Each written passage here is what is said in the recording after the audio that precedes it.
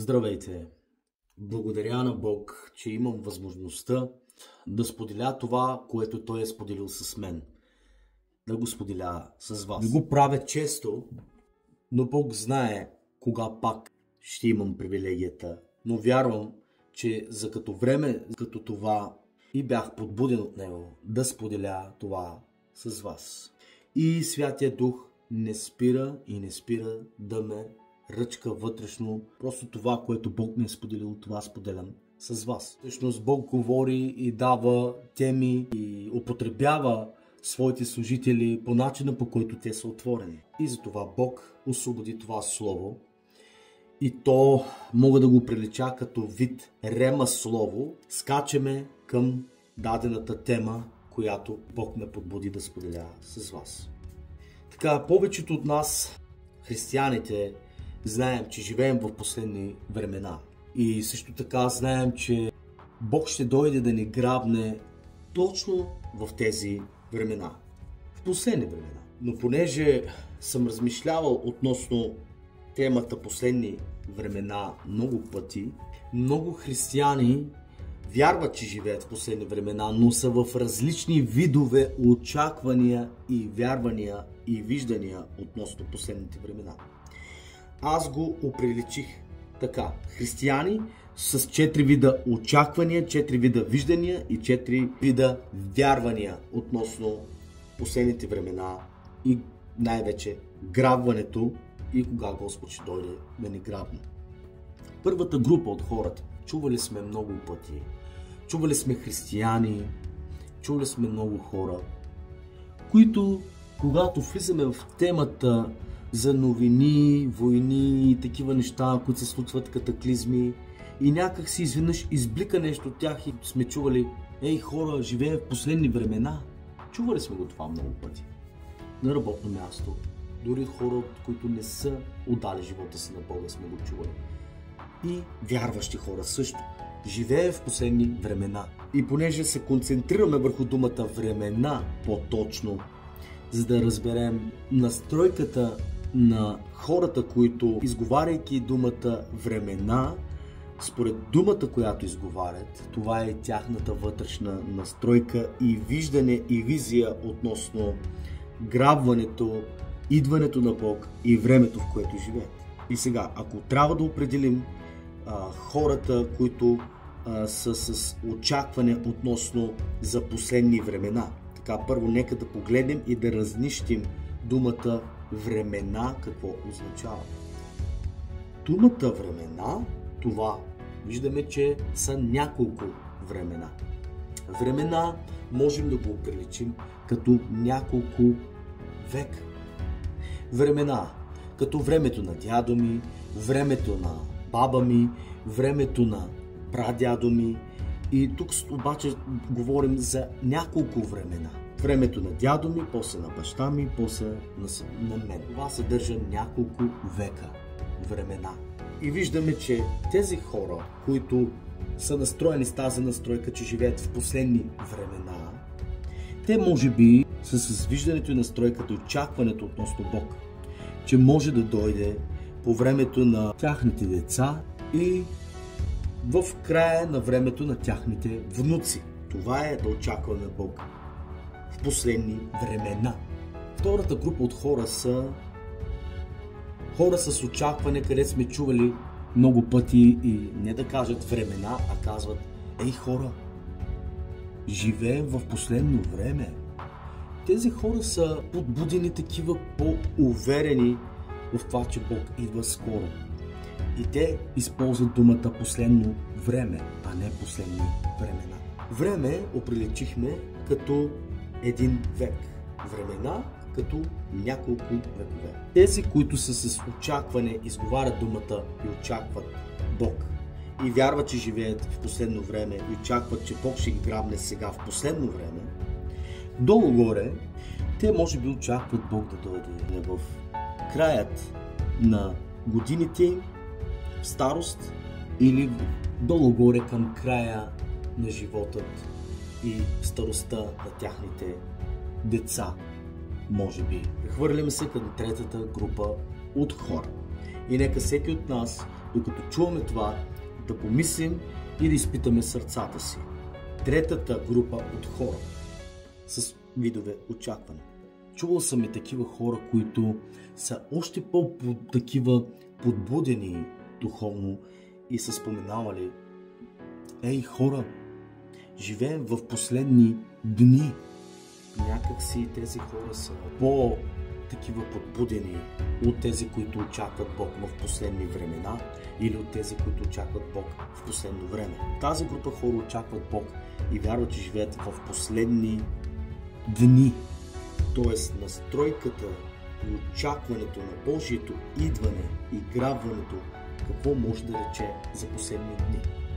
И понеже един човешки живот съдържал от 0 долу-горе до 100 години, да кажем, и понеже очакваме да дойде Бог в последни дни, долу-горе може да се каже, че може би ще дойде след 20 години да ни грабне, след 40, след 60, 80 или към 100-та година. Тук мога да отворя една скоба и да помислим защо тези хора подбудени, очаквайки, че живеем в последни дни, но някакси, може би, не очакваме точно утре или от други ден или по-други ден да дойде Бог да ни грабне. Може би някой от нас имаме вътрешна настройка, че Бог скоро ще дойде, но първо може би трябва да си направим къщата, ремонта, сватбата, да завършим училището, университета, да завършат нашите деца, да развием нашата кариера и много други неща. Понеже вярваме, че Бог толкова много ни обича и ще ни изчака първо да развием всичко това и да извършим това. И тогава може би Бог ще дойде. И то скоро. Но вярваме първо, че трябва да постигнем тези цели, може би. Може би някой от нас, може би си мислят така. Нека всеки от нас да изпита себе си, долу-горе в коя група се намираме. И сега стигаме към четвъртата група. И тази група, аз вярвам, че е най-близко до истината за правилната настройка и вярването относно идването и грабването на Исус Христос. И те са с настройката, че тези хора вярват, че живеят в последни мигове. Чувал съм тук-там някъде хора, където казват: хора, Бог е много близо. Ние живеем буквално в последни минути. Буквално живеем в последни мигове. И те вярват, че живеем в последни мигове. В миг на око ще бъде грабването. Точно те са квалифицирани да бъдат грабнати, защото ще бъдем грабнати в миг на око. Правилната група са тези, които отговарят на изискванията на Бог. Тези хора са в най-изгодната позиция Бог да ги грабне. Ако ще трябва да поставим тема на това, което споделям с вас, всъщност аз бих нарекал тази тема последни мигове. Исус Христос казва, че не знае нито денят, нито часът, но само Отец знае това. Нека да отворим на Матей 24:36. А за онзи ден и час никой не знае. Нито небесните ангели, нито Синът, т.е. нито Исус Христос, а само Отец. Чуваме Божието Слово какво ни говори, че никой не знае за този ден. Самият Исус го казва това, че Той не знае кога, но единственият, който знае това време за грабването, това е Отец, Бог Отец. Но това означава ли, че когато не знае никой денят и часът, трябва ли това нещо да ни кара така, да се отпуснем така? Понеже ние не знаем, нали, кога е денят и кога е часът, нека тогава да се отпуснем. Защо пък трябва да се направим? Никой още не знае кога е денят и часът, само Бог Отец знае. Брат, какво ме плашиш сега с последни времена и такива работи? Знаем, че сега живеем в последни времена, ама Идей сега толкова много да мотнашиш. Само Бог знае кога ще дойде деня. Може би някои от християните, от хората си казват, моя Бог ще се забави. Те хората от колко време и от времето на баща ми, от времето на дядо ми са говори, знае са християните, знаят, че нали, Бог ще дойде, грабването ще дойде. Колко време се говори за грабването? И още Господ никой не е грабнал. Сега тази група хора, които мислят по този начин, нека да отметнем една скоба и да кажем. Знаете ли, че дявола нарочно създава такива филми за последни времена, апокалипсис, такива, за да може да ни заблуждава, всъщност да накара народа да се оттекчи от настройката за грабването и за идването на Исус Христос. Гледаш филма и си казваш, очакват да дойде края на света, но те всъщност дявола ги лъже. Много християни има, дето вярват, че ще дойде края на света по някакъв друг начин. Но Библията гласи на първо място, кой ще бъде края на света. Това е грабването на Святата църква на Исус Христос. Оттам започва апокалипсис, но само започва тогава.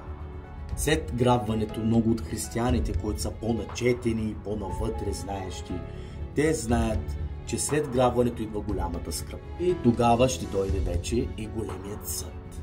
Тогава всички ще се явим пред Бога и ще бъдат разпределени кой за ада и кой за рая. Но църквата ще бъде грабната преди да дойде големият съд. Много от християните го знаят. Но сега съм тук по-точно да говорим за нашата настройка вътрешна, как сме настроени и аджиба, готови ли сме, настроени ли сме Бог да ни грабне. Защото виждаме много от нас, че живеем в последни мигове. Аз така го наричам. Защо последни мигове? Много хората го знаят. Мисля, че вече и хората дори от света го виждат.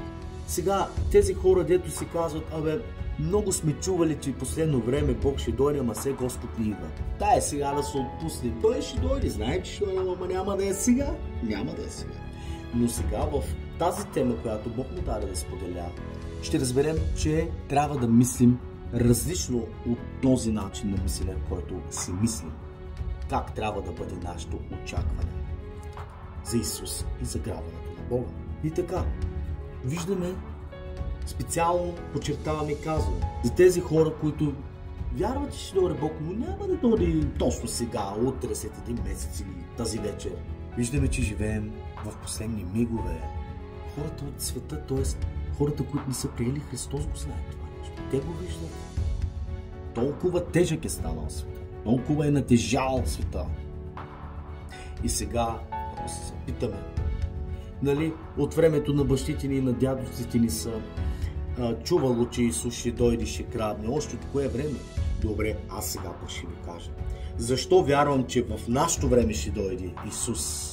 И защо не е дошъл във времето на нашите бащи и дядовци? Виждаме белезите, Библията, които описва Божието Слово, те белезите говорят. Виждаме колко по-тежък е живота сега, отколкото е бил на нашите бащи. Виждаме колко по-тежък е живота сега, отколкото е бил на нашите дядовци. Сега е много по-тежко. Сега грехът много повече се увеличил.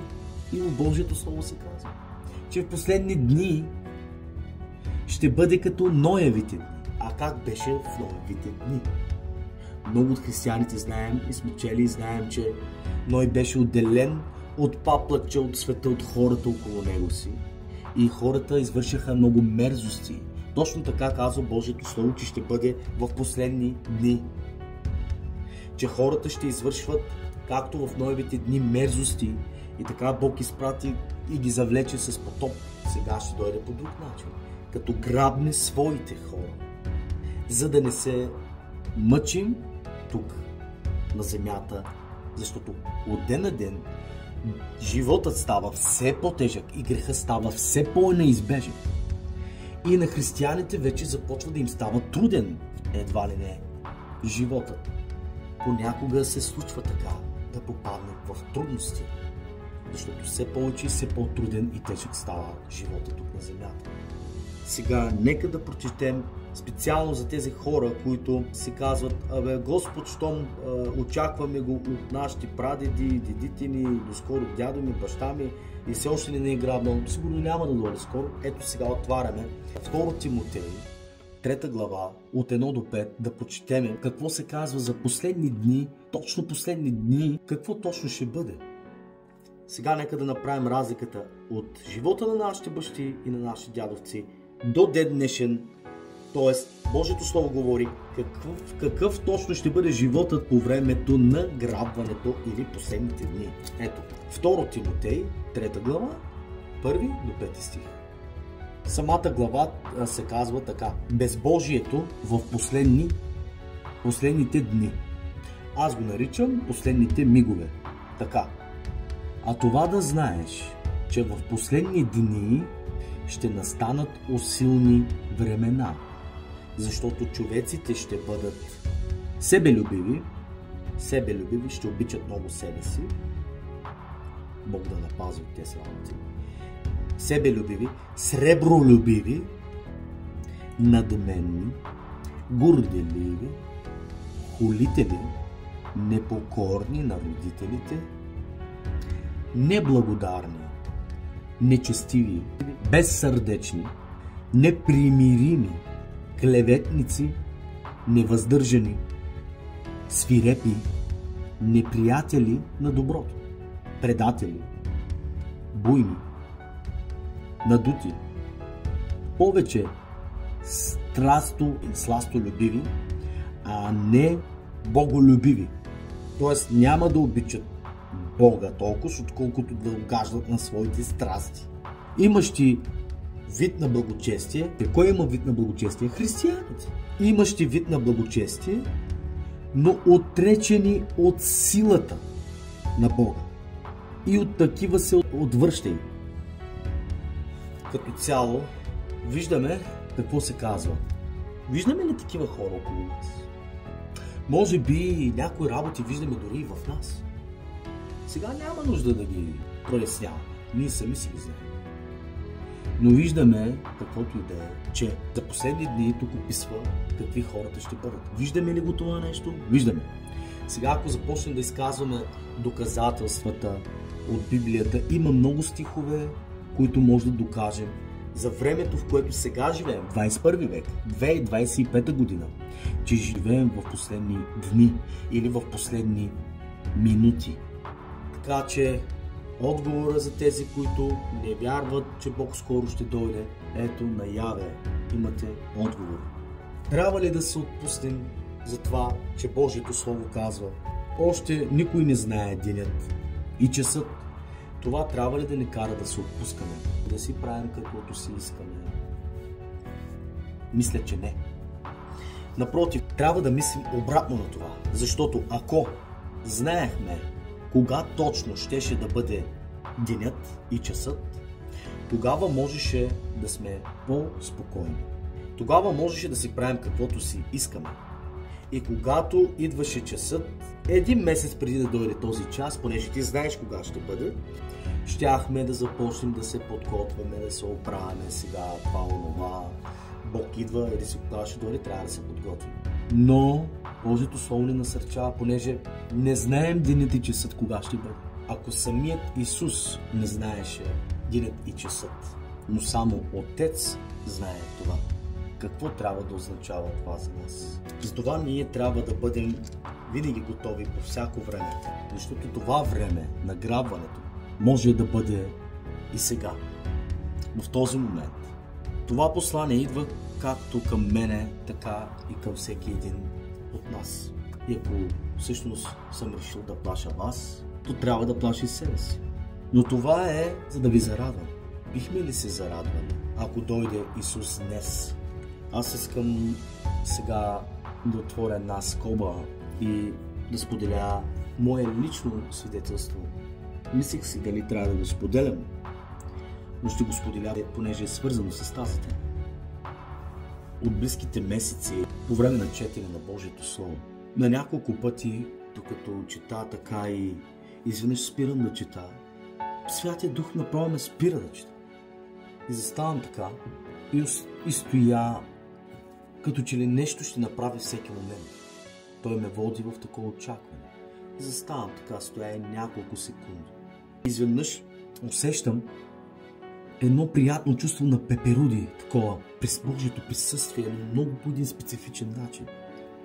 В отробата ми усещам, като че ли всеки момент, в духа си, всеки момент ще бъда грабнат.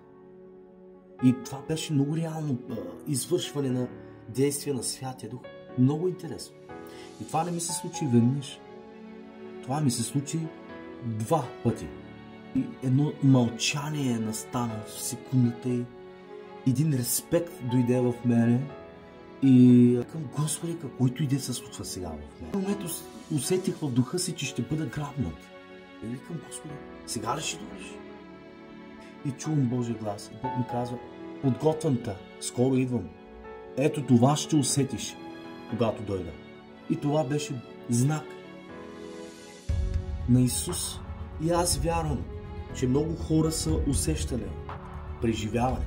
Аз вярвам, че много хора са чули Божия глас. Как Бог казва, идвам скоро, подготви се. Но искам да ви кажа, да знаете, че Бог идва много скоро. Във всеки един момент, във всеки един ден, ние трябва да бъдем в очакване на Бога. За тези, които не вярват, че Исус ще дойде скоро, имам едно послание за вас. Тоест, имам въпрос. Ако вярваш, че Исус няма да дойде скоро, ще дойде обаче след някое време. Окей? Няма проблем. Никой не те кара, никой не кара никой да вярваш, че Исус ще дойде скоро и да бъдеш в очакване и да го търси. Не. Но искам да попитам, дали не знае кога ще дойде Исус и същевременно някои от хората сега ти си мислиш, може би, няма да дойде толкова скоро, колкото сега ти ми казваш, че много скоро. Ако ме плашиш. Добре, тогава, ако не знаеш кога ще дойде Исус, както всеки не знае, и не си в очакване, че ще дойде скоро или близките дни, или не знам как, тогава, щом не си в очакване, че Исус ще дойде скоро, тогава знаеш ли ти кога ще си отминеш от този свят? Пак не знаеш, нали? Нито аз, нито ти. Само Бог знае, нали? Но ако напуснеш този свят с неправилна настройка и неправилно очакване относно Бога, възможно е да изгубим така нашето спасение.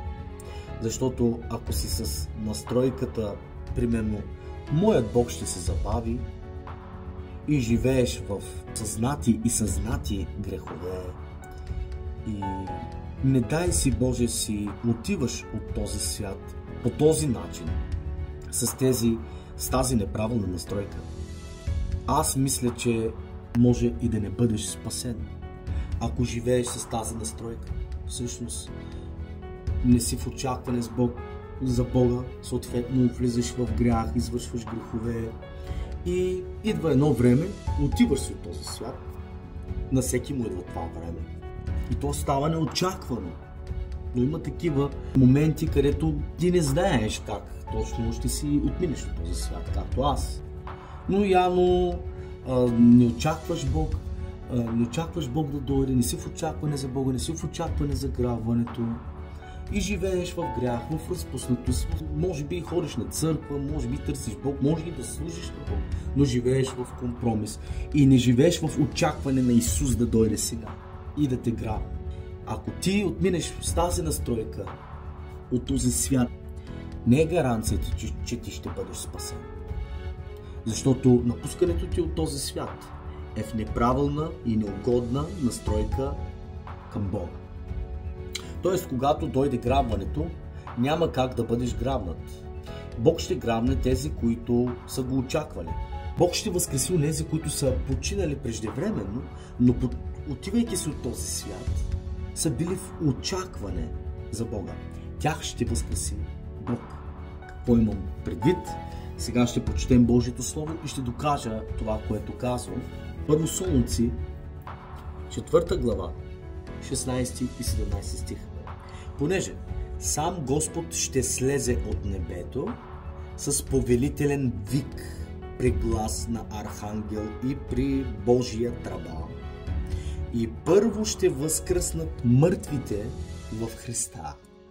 После ние, които сме останали живи, ще бъдем грабнати заедно с тях в облаците, да посрещнем Господа във въздуха. И така ще бъдем винаги с Господа. И тъй, насърчавайте се един друг с тези думи. Първо ще възкреси мъртвите. Това става въпрос за грабването в облаците. Бог ще възкреси първо мъртвите, които са били в очакване за грабването и са преминали от този свят. Им дошло времето, отишли са от този свят, но са били в очакване за грабването. И те ще получат наградата грабване, защото са били в очакване за грабване. И като дойде времето да бъдат грабнати, първо мъртвите, казват, ще бъдат възкресени и закарани на облаците, възнесени. И ние, които сме живи, казва апостола, и тези, които са живи в самото време, и те ще бъдат грабнати на момента. В миг на око. Дали ще дойде Господ след няколко време, дали ще дойде след години, след векове, това не е твоята работа да чувъркаш там. И не е моята. Просто аз и ти трябва да бъдем в правилната настройка. Защото ако ли, когато ни дойде времето да си отидем от този свят, ако не сме в правилна настройка пред Бог и не живеем угоден живот пред Бог, когато дойде грабването, ние няма да бъдем грабнати. Бог да пази, да не бъде, дано всички да бъдем спасени и грабнати. Ако не си в правилната настройка и се отминеш от този свят и не очакваш Бог, не живееш угоден живот пред Бога, възможно да загубиш своето спасение и не само да не бъдеш грабнат. Ще дам пример как може да изглежда грабването. Пример за преобраз. Ще дам пример с влакът и с пътниците, като преобраз на грабването. Така, ще оприличиме влакът като Исус, пътниците сме ние. Нашето пътуване към грабването и към облаците ще бъде подобно като пътуването с влака. И сега ще разберем защо така. Тази преобразна теория. Така оприличаваме влакът като Исус, а ние сме пътниците. Спирката може да го наречем като нашият вид очакване определя къде е нашата спирка. Ако очакваме Исус сега, ще бъдем на правилната спирка, която се нарича грабването. Ако ли не сме очакване сега за грабването, това е нашето отсъствие от спирката. Хората, които очакват Исус да ги грабне след няколко години, те са в опасност да си направят друга спирка. И тя се нарича почивка от Бога. Те са в опасност да се подхлъзнат и да влязат в почивка от самия Бог. И това е много опасно. И врагът дявола точно тогава идва и започва да те изкушава да извършиш грях, който дори не си помислил, че можеш да го извършиш.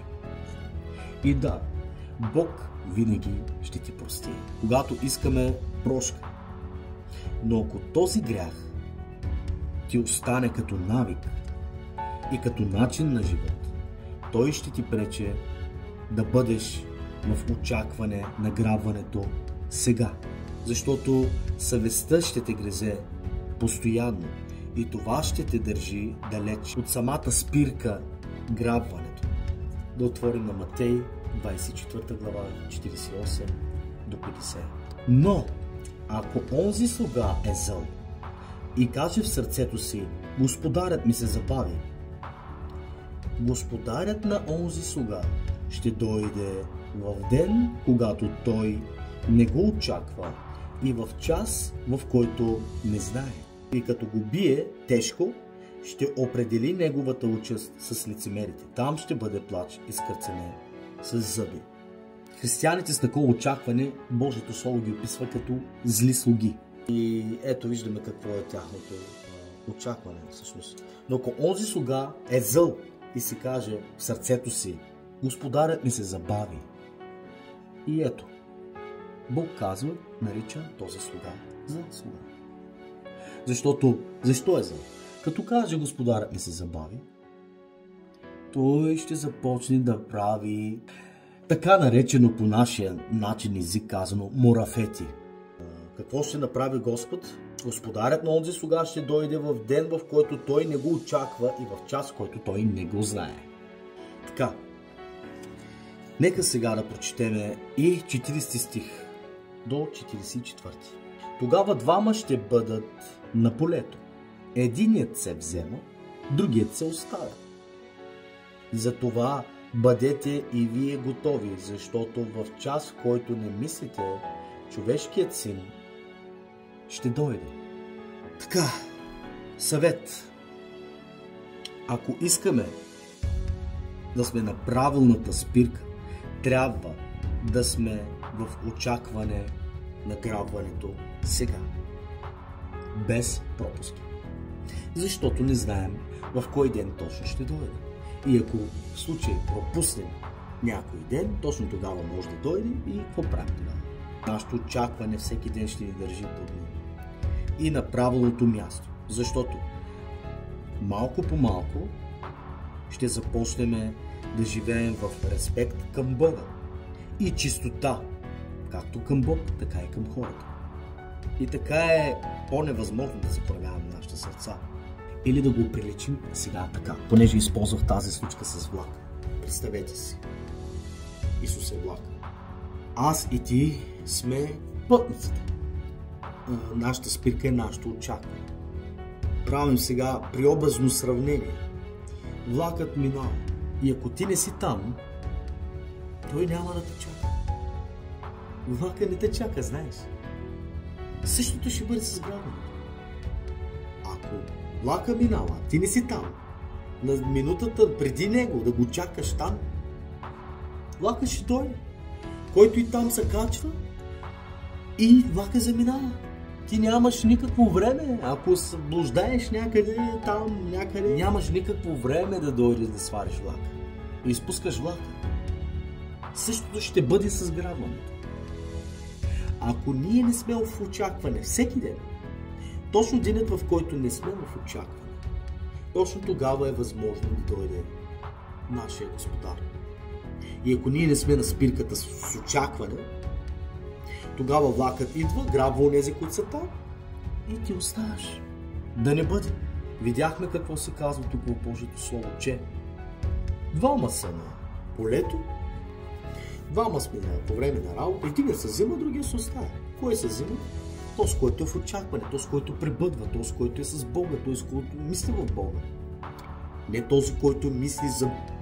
Хайде, няма да казвам сега точно, но който мисли постоянно за бизнеса, как да се разви и да се направи. Има време за мислене за бизнес.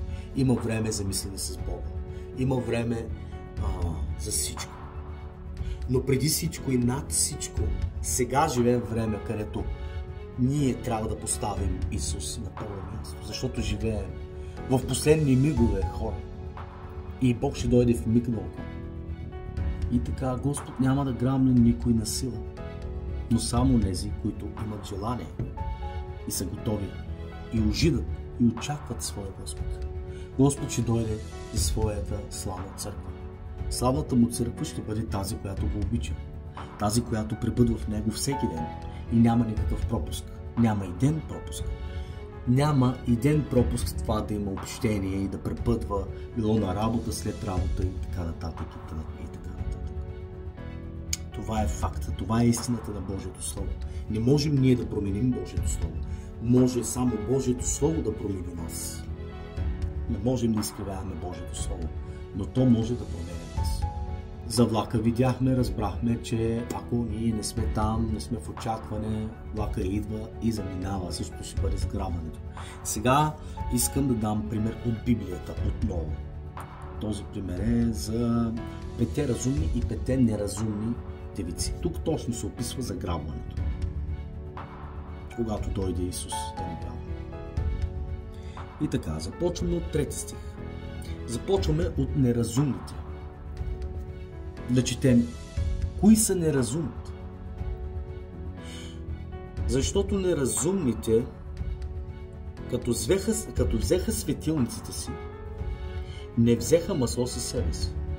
Това може би говори и вярвам, че говори за християни, защото тук описва, че имат светилници. Тук говори за християни, които имат светилници, но нямат масло в себе си. И Божието Слово ги описва неразумни. Кое е маслото? Помазанието. Присъствието на Бог. Как може да имаме в себе си масло и помазание, като общуваме с Бога, като имаме пряка, контактна, чиста връзка и то интензивна с Него. Не временна, а интензивна. Не връзка за нас, нашите нужди, а връзка интензивна като приятел, Господ, и да се изпълваме с Него. Всичко друго оставаме на второ качество, втора страна, отзад, абсолютно. Бизнеса, кариерата, всичкото остава назад. Всичкото става по-назад от това да изпълвам себе си с Бога, да изпълвам себе си с масло. Говорим истината. Сега някой ще каже, много си набожен, много голяма работа. Първото, което е не си проповедник, второто, което е идваш изведнъж в видео, говориш някакви работи и сега трябва да се чувствам и такива изобличени или пък да са такова. Много си такъв. Говорим истината на Божието Слово, това правим. Говорим сега за разумните. Така, неразумните видяхме, че имат светилници, но нямат масло. Но разумните, заедно с светилниците си, взеха и масло с съдовете си. И докато се бавеше, младоженецът додряма се на всичките и заспаха. Всички заспаха. Но виждаме, че разумните имат масло в себе си, а неразумните не взеха масло в себе си. А посред нощ се нададе вик. Не знам защо все посред нощ става въпрос. Виждаме се, че посред нощ. Посред нощ. Всеки път, като се говори за грабване или за Божието идване, се говори посред нощ. Много интересно. А посред нощ се нададе вик. Ето, някой извика. Ето младоженецът иде. Излезте да го посрещнете. Тогава всички тези девици станаха и приготвиха светилниците си. А неразумните рекоха на разумните: дайте ни от вашето масло, защото нашите светилници угасват. Нека да спрем тук. Тук говори за неразумните и казват: нашите светилници угасват. Братя и сестри, угасват нашите светилници. И точно тогава с Бог идва. И те искат да се напълнат с...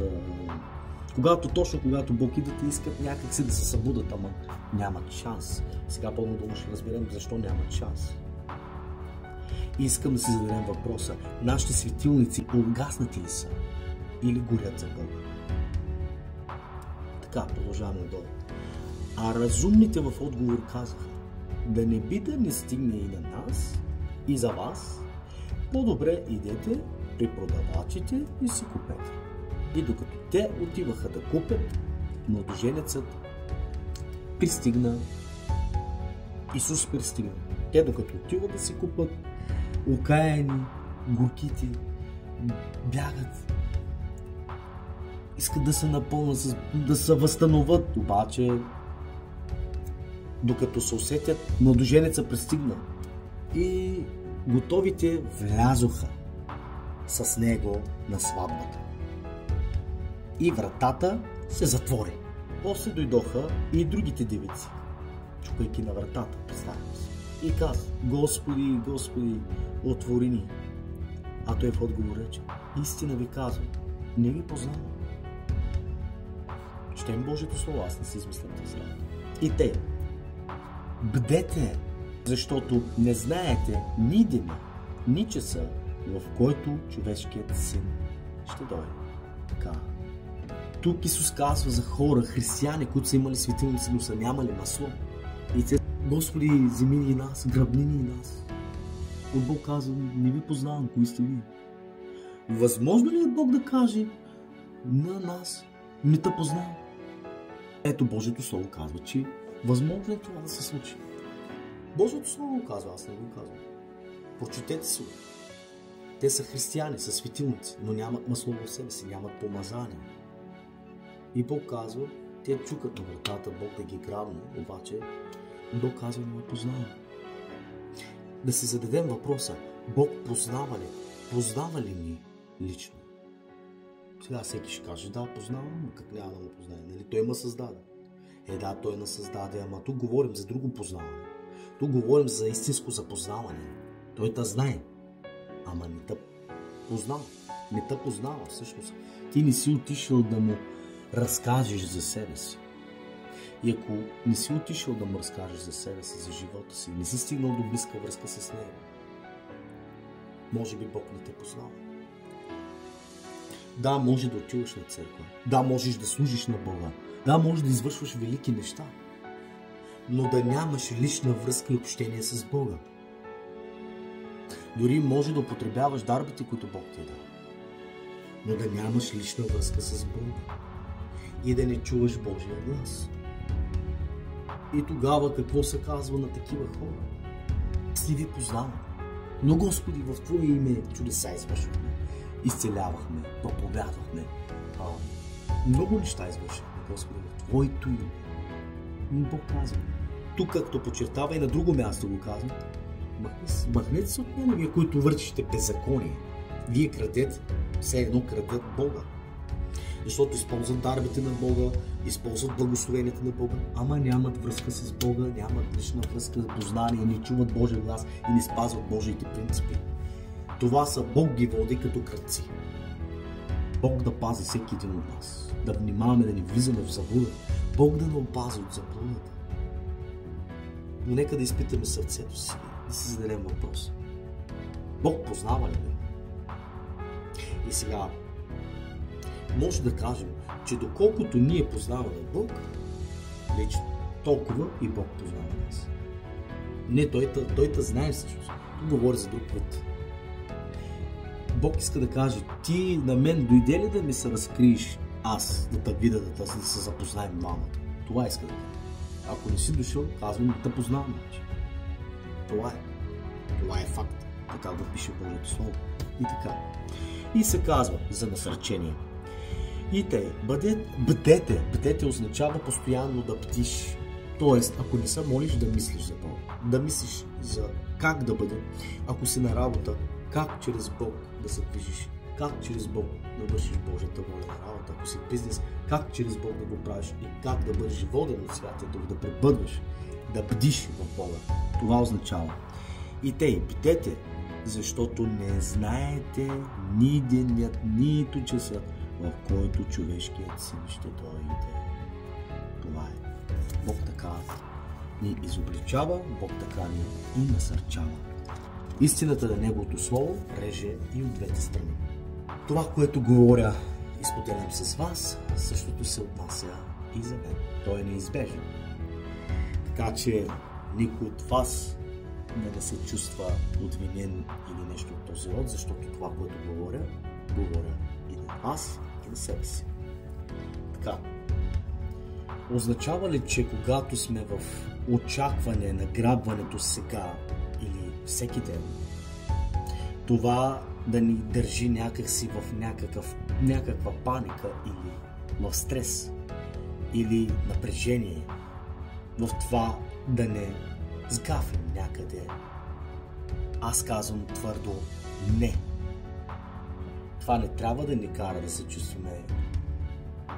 И Бог не иска да бъдем в паника, в стрес и в страх за това, че може да дойде Господ всеки момент да ни грабне, това да ни кара да се чувстваме някакси сковани и някакви такива. Не трябва да бъде така настройката ни. Ще допускаме ли грешки? Напълно е възможно. Това е факт. Но когато сме в правилната позиция с Бога, отърсваме се и продължаваме. И Бог ще ни даде сила да се справим с всеки един грях. Праведният казва Божието Слово.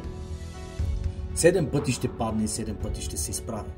Но най-важното е в каква настройка е нашето сърце и да живеем в съвестно отношение относно Бога и хората. Искам да попитам сега. Колко от нас ще се зарадват, ако дойде Исус сега?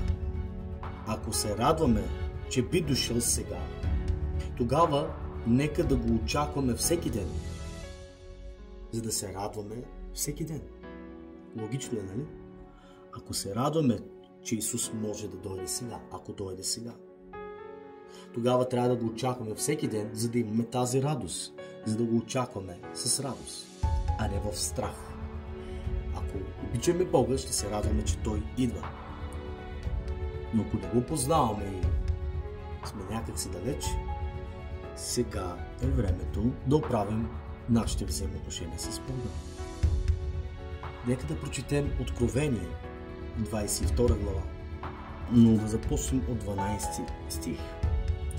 И вярвам, че това трябва да бъде насърчението. Нека да прочетем. Ето ида скоро. И с мене е моята награда, за да отплатя на всеки според делата му. Аз съм Алфа и Омега, първият и последният, началото и краят. Блажени, които изперат дрехите си, за да имат право да ядат от дървото на живота и да влязат през портите в града. А вън са безнравните, чародеите, блудниците, убийците, идолопоклонниците и всички, които обичат лъжата и лъжи. Аз, Исус, изпратих ангела си да ви свидетелства това за църквите. Аз съм коренът и потомъкът Давидов, светлата утринна звезда. И сега и духът и невястата казваме заедно всички: Ела, Господи, ела! И който чуе, нека каже сега: Ела! И който е жаден, нека да дойде, който иска, нека вземе даром водата на живота. Амин. Амин и амин. Тук Бог свидетелства и казва: аз съм, който казвам всичко това. Аз свидетелствам и казвам, че ида скоро. И Бог казва: идвам. И отдолу църквата казва: Господи, ела, ела, ела. Това трябва да бъде нашето отношение. Господи, ела. Бог казва: идвам, а ние казваме: ела, ела. И нашето очакване трябва да бъде: ела. И като казваме ела, всъщност ние явно би трябвало да бъдем настроени и готови да кажем ела. Така че, готови ли сме? Всъщност, не е кой знае колко особено да бъдем готови. Просто трябва да бъдем настроени за Неговото идване. И когато сме настроени за Неговото идване, тогава, когато сме настроени, Бог ще ни помогне и ще ни подготви за Неговото. От нас иска настройка и очакване и вяра. Останалата работа Бог ще извърши. Ние не сме свършили. Но ние обичаме Бога и вярваме в Неговите думи. Това е, което от нас. Всичко останало идва от Бога. Чрез Бога и за Бога. Готови ли сме да видим Исус? Радваме ли се, че ще видим Исус? Исус се радва, че ще ни види. Исус ни обича. Бог пострада заради нас, за да ни изкупи. Да дойде този момент на спасение. Да ни спаси. Така всички сме чували за проповеди за последните времена, поучения за белези, поучителни белези, проповеди такива, които са с доказателства и такива неща. Но Бог ме води тази вечер да говоря за това, че е много близо. Не говорим за признаци, говорим за Него. Бог ме води и смело мога да кажа, че Бог е близо. Но е много важно дали го очакваме. И ако го очакваме, как го очакваме? Простихме ли на онзи, който ни нагробили? Защото ако не, и Бог няма как да прости на нас. Това е факт. И на мен не ми е ставало хубаво да чуя сега тази дума. Ами, щом не прощаваш на онези, дето толкова лошо са ти направили, и Бог на тебе сега няма да те прости. Ами наистина, факт е. Защо ние като не прощаваме, Бог да пази, Бог да ни дава любов да прощаваме, защото това е много опасно. Да не простиш означава, че Бог няма да прости на тебе. Но защо? Ако Бог ни изведе от тази лоша ситуация, в която сме били някога, в тази лоша ситуация, представяме си онази ситуация, в която нашият враг, на който все още не си простил, си бил в тази ситуация. Но Бог ти изведе те от тази ситуация.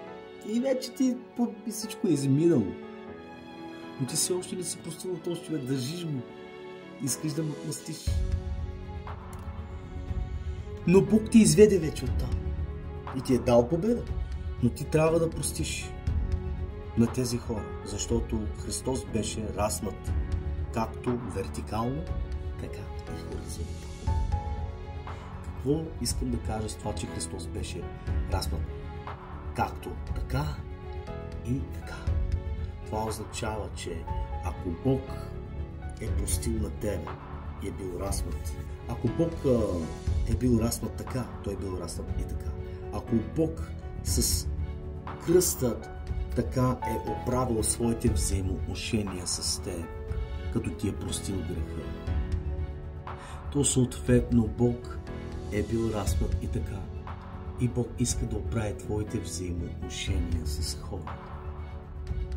Ако Бог е бил распнат така и е пострадал, за да ти даде, да ти изведе от тази ситуация, от всичките тези злини, и те е спасил и ти е дал победа над тези, с които си имал проблеми, Бог иска да им простиш, защото той е бил раснат и хоризонтално, и вертикално. Можем ли да схванем мисълта на духа какво иска да каже? Ако Бог ти е дал победа, защото е бил раснат хоризонтално, Бог иска да простиш, за да бъде изпълнена Неговата жертва в твоя живот и вертикално. Получаваме ли откровение? Това откровение нека да бъде за освобождение в името на Исус. Продължаваме да изпитваме нашите сърца как се претвърват. Четеме ли Словото на Бог? Може би малко, може би не за сега. Насърчавам както себе си, така и вас и всеки един да го четем. Така, търсим ли Бог в лична връзка, не само за нашите нужди, Бог да ни благослови, да наблагослови на работа, да благослови бизнеса и навсякъде. Търсим ли Бог лично, в лична връзка, да имаме тишина, в която да чуем Неговия глас, Бог да ни говори и да ни каже какво трябва да правим с нашия бизнес, как трябва да се протече нашето служение, как трябва да се протечат нашите взаимоотношения с нашите близки приятели, роднини, половинка, деца и така нататък. Чуваме ли Божия глас? Позволяваме ли Бог да имаме общение с Него? Ако го нямаме, Бог ни кара да започнем от някъде. Позволяваме ли на нашите лични ангажименти да ни отделят от Бога? Задаваме си въпрос дали позволяваме нашите лични ангажименти да ни отделят от тази връзка с Бога. И ако е така, трябва да направим нещо по въпроса. Можем, щом Бог го казал, че можем, ние трябва да поставим Бог над всичко и заедно с Бог да управляваме всичко. Но, като управляваме всичко заедно с Бог. Не само да управляваме с Него всичко, но трябва и да отделяме време в лична връзка, да чуваме Неговия глас и да общуваме с Него. Това е важно. Ако живее всеки ден в очакване на Исус, всички тези въпроси ще имаме, на всички тези въпроси ще имаме положителни отговори. Ако живеем всеки ден в очакването на Исус, идва и аз го очаквам. Завършика на това, което искам да кажа е, аз наблегнах повечето не на доказателствени части за последните времена, защото виждаме всички виждаме, знаем, че живеем в много последно време. И аз го наричам последни мигове. И понеже бях подбуден от Святия Дух да изговоря всичко това, и някак си чрез силата на Святия Дух да подбудя, да събудя останалите. Защото Бог събужда мен и аз искам да събудя останалите. В крайна сметка, ако ние живеем в очакване на Бог сега и всеки ден, защото в нашето очакване на Бог идва и очакваме сега да дойде, ние ще позволим Бог да работи и ще бъдем в страхопочитание към Бога, в съвест. Ще живеем в съвест към Бога и с хората. И така Исус ще позволим Бог да владее и да управлява и всъщност да ни държи в правилното очакване за Неговото идване. Това е толкова важно. Това е толкова важно. Исус да дойде и ние да бъдем грабнати. Да не останем тук на земята. Защото тук на земята много християни знаят, че който остане на земята, който не е грабнат, ще дойде голямата скръб. И Божието Слово описва, че ще бъде небивала скръб от всички години насам, каквото се е случило. Много зле ще бъде. Това е истината. Исус идва скоро. Подготви се и бъди в очакване. Бог да благослови всички нас и да ни помогне.